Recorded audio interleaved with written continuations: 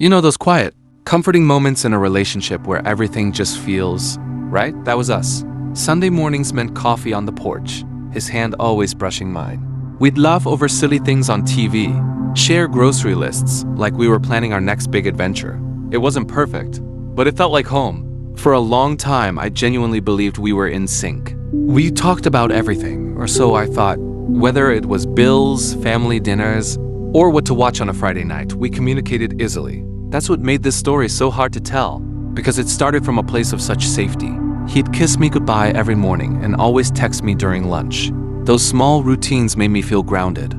Looking back now, I wonder if that sense of comfort made me overlook things that might have seemed unusual to someone else. But when you're in love, you trust. You believe in your partner, and you build your life around that belief. I never imagined there could be something hidden, something just outside the frame of our picture-perfect life. But the truth is, sometimes the storm doesn't start with a bang, it starts with a whisper, a quiet little shift in energy, a look, a pause, a feeling you can't quite name. And even then, you tell yourself it's nothing. Because who wants to believe that the person they trust most could be holding a secret? He was coming home a little later than usual. Not drastically, just 10, maybe 15 minutes, but I noticed. I told myself he probably got stuck in traffic or had to finish up a call. No big deal. Relationships need trust. And I wasn't about to turn into someone who questioned every move. But then he started being different, not cold, just distant. Like his mind was somewhere else, even when he was right next to me. He'd zone out during our conversations or glance at his phone and quickly set it, face down on the table.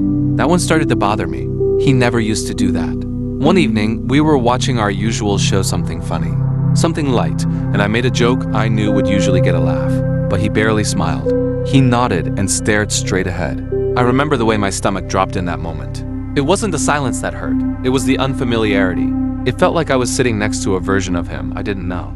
Still, I told myself not to overthink. We all have off days, right?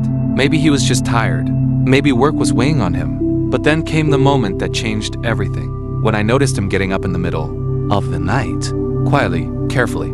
I stayed still, pretending to be asleep, but I heard him whispering, and the faint tapping of fingers on a screen. Something inside me shifted. I didn't want to jump to conclusions, but I also couldn't ignore the feeling anymore. Something wasn't right. I wish I could say I found out by accident, that it just appeared in front of me, undeniable and clear.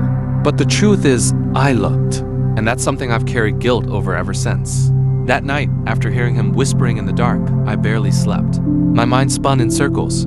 I wanted to believe it was nothing, maybe a work call, a late text from a friend, but deep down, I already knew something was off. That gut feeling just wouldn't go away. The next day, while he was in the shower, I noticed his regular phone on the dresser. I didn't touch it. I had promised myself I wouldn't go down that road, snooping, doubting, spying. But then I saw something that made my breath catch.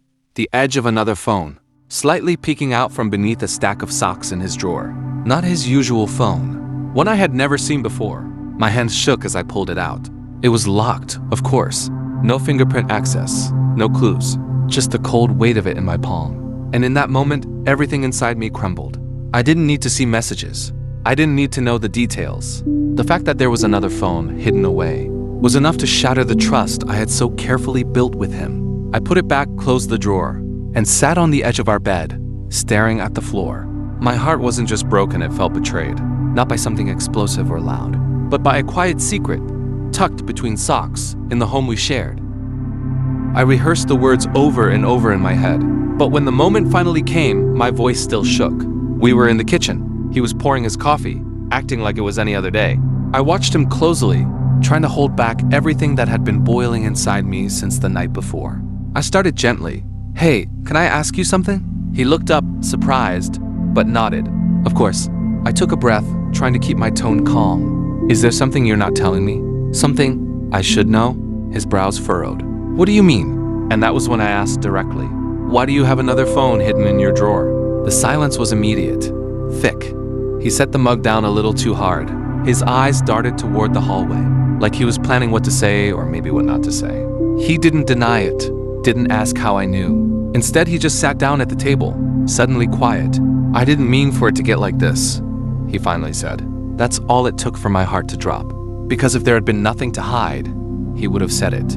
He would have had a simple explanation. But instead, I was left with a vague confession that said everything and nothing all at once. I didn't yell. I didn't accuse. I just looked at him, this person I thought I knew so well, and asked one thing. Why? He didn't answer right away. And in that silence, I felt the weight of every moment we'd shared start to shift. Like the foundation had cracked, and everything we'd built was suddenly uncertain. He finally started talking, but not all at once. The words came slowly, like they'd been sitting heavy on his chest for a long time. He said the second phone was something he'd gotten during a rough patch in our relationship, that he didn't use it like that anymore, that it was just a leftover piece of something he didn't want to explain. But even as he spoke, there were gaps, pauses that felt too long, excuses that felt too light. He said he used it to vent, to talk to people who didn't know him as part of us, that it wasn't about cheating, just space. But how do you define betrayal? Is it only when someone crosses a certain line? Or is it when they step away from you in secret, even emotionally? He admitted there were conversations with people I didn't know. Some of them had gone too far emotionally.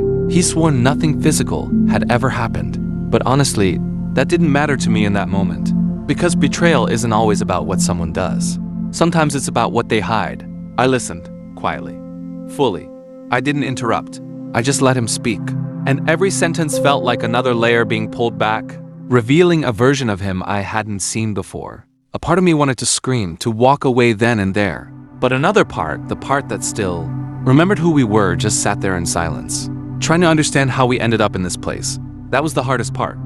Not the second phone, not even the conversations, but realizing he hadn't trusted me enough to tell me the truth when it still mattered.